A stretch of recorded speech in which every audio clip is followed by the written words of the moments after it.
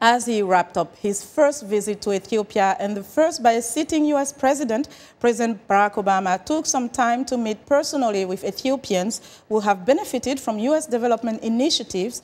VOA's Anita Powell reports from Addis Ababa. Gifty Jamal Hussein beamed as she told President Barack Obama how much he has changed her life. A U.S. development project helped improve her corn harvest, which allowed her to send her children to school, buy a cow, and build a better house. Development is one of the key topics that President Barack Obama says he is discussing with Ethiopian leaders as he makes this historic state visit to Ethiopia. On his second day in Ethiopia's capital, he visited this food factory on the outskirts of Addis Ababa to learn about how Ethiopia, a country once known for famine and drought, is now trying to set its own destiny. Mr. Obama said his project, Feed the Future, is trying to help Ethiopia do that. The U.S. has historically been the largest donor to Ethiopia, but Mr. Obama said that the project's goal is to work more intelligently. With just a few smart interventions, a little bit of help, they can make huge improvements in their overall yield. Because Fafa Foods manufactures locally, it creates jobs and adds to the economy while providing a necessary product. Our factory's special mission is producing nutritious food with affordable price to the whole population. And that is what makes us special of visited by President of the United States of America. But for farmers like Gifty, these big ideas boil down to one strong word. It means thank you. Anita Powell, VOA News, Addis Ababa, Ethiopia. Joining me in the studio for an analysis of President Obama's visit to Ethiopia and meeting with the African Union is Fred Oladeinde, President of the Foundation for Democracy in Africa. Mr. Oladeinde, thank you so much for joining us. Thank you very much, Linord, for inviting me. Now, from a civil society standpoint, what do you see as the impact of President Obama's trip to Kenya and Ethiopia specifically as he met the African Union?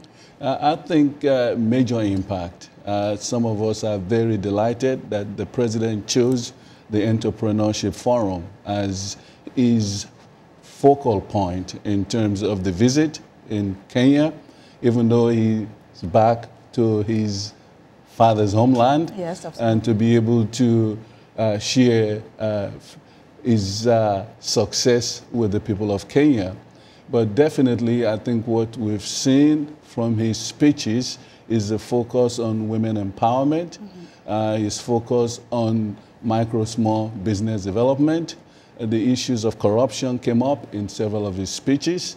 And to be able to use his experience 30 years ago when he visited Kenya as a student and use that to kind of explain the transformation that has happened in Kenya since that 30 years, it's really very, very important. Yes, and when you mentioned speeches, let's focus now to the speech that he gave at the African Union, where it touched on so many important issues. One of them being the fact that leaders need to leave after their term and not mess around with the Constitution. What do you say about that? Excellent message. I think it's a message that resonated very well.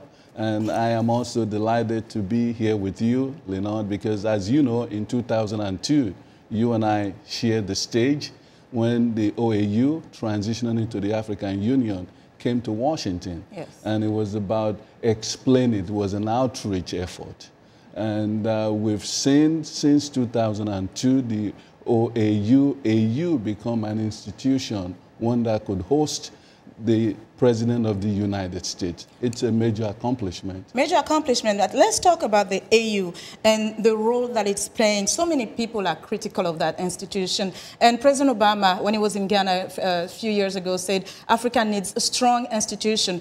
How does the Africa Union, how do you, measure the Africa Union as a strong institution? Is it doing a good job, or is there more room for improvement? It's always room for improvement, but it's clearly, I think the African Union has claimed a space that was clearly open in terms of peace and security, in terms of working on elections, in terms of addressing issues of economic development.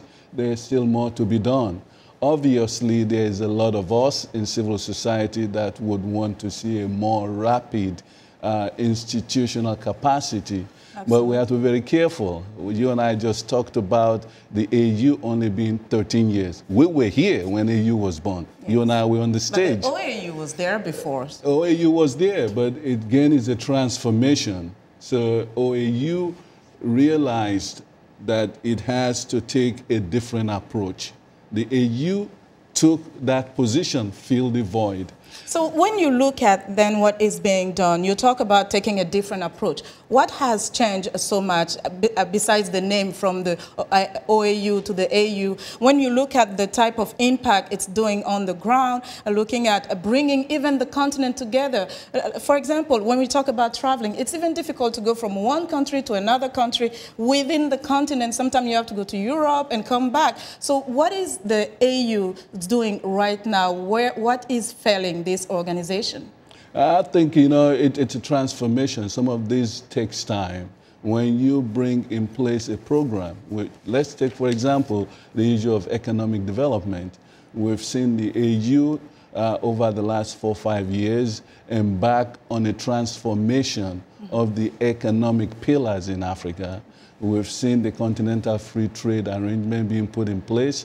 For the first time in the last 3, 4, 5 years, we've seen the African Union more engaged in terms of the African Growth and Opportunity Act. Okay. They want to see what can be done and how it can be done in a very efficient way. It's work in progress. Work in progress, and we're going to run out of time. For more. But I just wanted you to touch on this. How do we build a strong civil society, a strong private sector that can provide the leadership that is needed when democracy fails its citizens?